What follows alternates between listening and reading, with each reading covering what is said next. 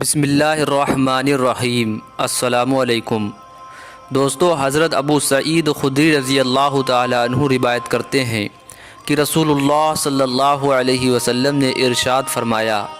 کہ قبر میں کافر پر ضرور 99 اژدہے مقرر کر دیے جاتے ہیں جو قیامت تک اسے ڈستے رہتے ہیں۔ ان کے زہر کا یہ حال ہے کہ اگر ان میں سے ایک بھی زمین پر فنکار مار دے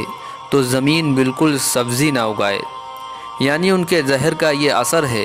کہ ان میں سے ایک اژدہا بھی اگر ایک بار زمین کی طرف فنکار مار دے تو اس کے زہر کے اثر سے زمین میں گھاس کا ایک تنکا بھی اگنے کے قابل نہ رہے۔ دوستو، آج کل کے لڑائی کے سامان جیسے ایٹم بم وغیرہ دیکھ کر نبی کریم صلی اللہ علیہ وسلم کے اس ارشاد کے سمجھنے میں ذرا بھی جھجک محسوس کرنے کی گنجائش نہیں رہتی۔ دوستو، بے نمازی کے بارے میں آیا ہے کہ قبر میں ایک سانپ اس پر ایسی شکل کا مسلط ہوتا ہے جس کی آنکھیں آگ کی ہوتی ہیں اور ناخن لوہے کے اتنے لمبے کہ ایک دن پورا چل کر ان کے ختم تک پہنچا جائے۔ اس کی آواز بجلی کی کڑک کی طرح ہوتی ہے۔ وہ یہ کہتا ہے کہ مجھے میرے رب نے تجھ پر مسلط کیا ہے کہ تجھے صبح کی نماز ضائع کرنے کی وجہ سے آفتاب کے نکلنے تک مارے جاؤں اور ظہر کی نماز ضائع کرنے کی وجہ سے عصر تک مارے جاؤں،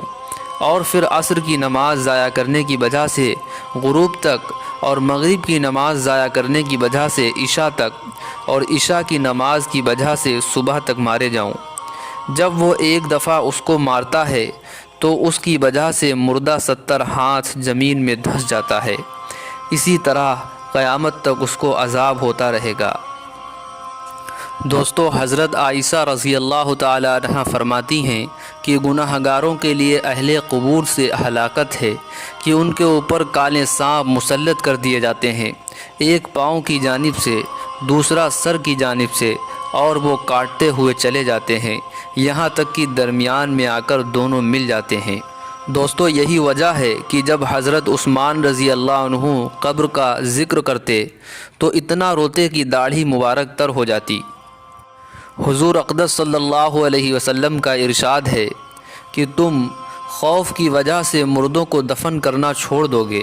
ورنہ میں اللہ تعالیٰ عنہ سے دعا کرتا کہ تمہیں عذاب قبر سنا دیں۔ دوستو، ہم ذرا اپنے اوپر غور کریں